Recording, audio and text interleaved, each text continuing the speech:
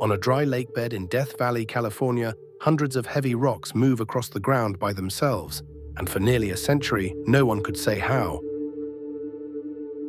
The place is Racetrack Playa, the cracked floor of a lake that vanished thousands of years ago, about 4.5 kilometers long.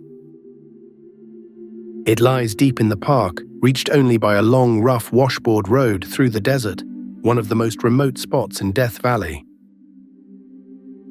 The surface is a mosaic of cracked mud, dried into a pattern of interlocking polygons. Near its northern end rises the grandstand, a dark island of rock standing out against the pale, flat floor.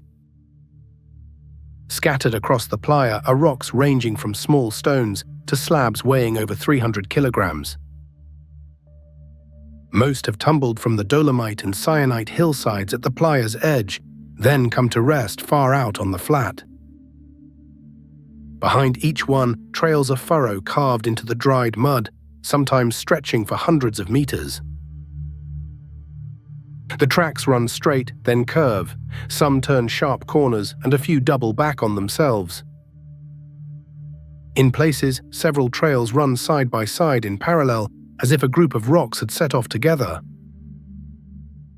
The rocks appear to have slid across the ground on their own, yet the playa is dead level, with no slope to pull them. They became known as the sailing stones, and explaining them would take more than 100 years. United States geologists first mapped this corner of the desert in the late 1940s, and the moving rocks soon drew scientific attention. The stones had been noticed by prospectors decades earlier, but no one could explain how they traveled. 3 ideas would compete for the rest of the century. Some blamed dust devils, desert whirlwinds, spinning the rocks along. Others argued that strong winds alone could slide them across rain-slicked mud. And a third camp suspected ice, that sheets of it formed on the flooded playa and carried the rocks.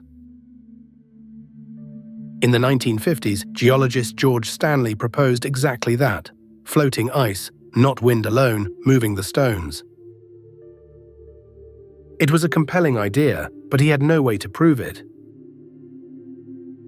Beginning in 1968, geologists Robert Sharp and Dwight Carey set out to settle the question. Over 7 years, they staked and named 30 individual rocks and tracked how far each one moved. In one experiment, they ringed rocks with a corral of stakes.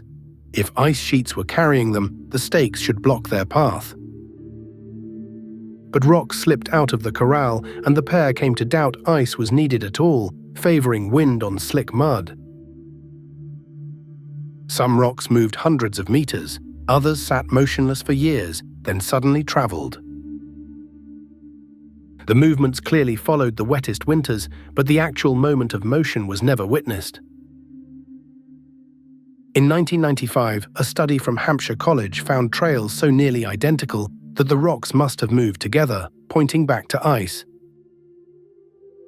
Decades passed with rival theories, careful measurements, and not a single eyewitness. The answer came in 2014 from cousins Richard and James Norris of the Scripps Institution of Oceanography.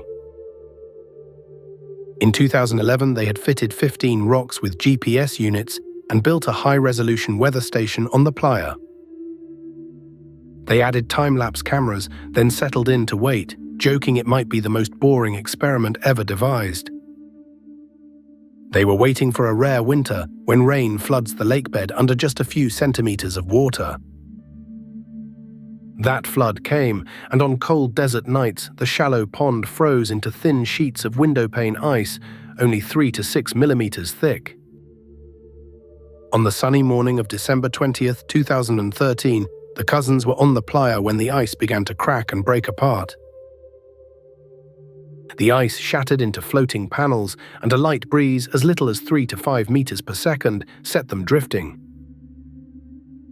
Driven by the wind, the floating ice pressed against the rocks and pushed them across the slick, saturated mud. For the first time, scientists watched it happen, dozens of stones gliding at 2 to 5 meters per minute. The water beneath was only 3 to 7 centimeters deep, just enough to float the ice and soak the mud. Individual movements lasted from a few seconds to as long as 16 minutes at a stretch. Over the study, one tracked rock traveled more than 200 meters. And because many rocks were shoved by the same ice sheet, they moved in parallel, carving the matching trails seen across the playa. At that speed, the motion is genuine but nearly imperceptible. A rock can drift for minutes and still appear perfectly still.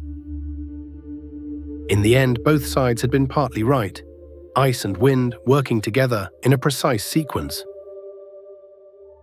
The trick is the exact order of events: water, then ice, then sun, then a gentle wind, each in turn.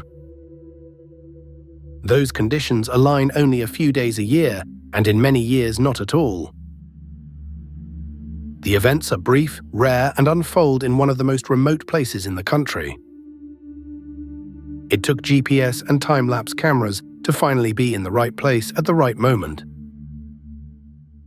Once the mud dries, the trails bake into the surface, a record of journeys no one was there to see. Those records are fragile, rocks are stolen, and tires scar the playa when people drive on the wet mud. The park now asks visitors to leave the stones and their tracks exactly as they lie. Somewhere out there, every few years, the rocks are still moving, quietly and unseen. What looked like magic turned out to be physics: ice, water, and wind working on a geological stage. Across the world, the strangest places run on the simplest rules once you know where to look.